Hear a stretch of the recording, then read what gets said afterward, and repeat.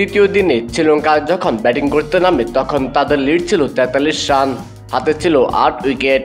সেখান থেকে তাইজুল ইসলামের বোলিং নৈপুণ্যে ২১১ রানের বেশি লিড তুলতে পারেননি লঙ্কানরা। ক্যারিয়ারের ১৭তম ৫ তুলে নেন তাইজুল ইসলাম। তারপরেও ম্যাচে ইনিংস ব্যবধানে হারের সংখ্যায় টাইগারদের এই ব্যর্থতার কারণ কি তা জানতে চাইলে প্রেস কনফারেন্সে তাইজুল ইসলাম বলেন, শুধু ক্রিকেটারদের দোষ দিবেন না, অবকাঠামোতেও সমস্যা আছে।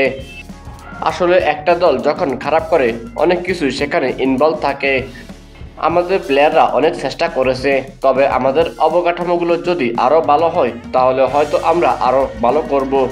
আপনারাও দেখেছেন এখানকার কীরকম ফ্যাসিলিটিস, এরা কোন ধরনের উইকেটে অনুশীলন করে।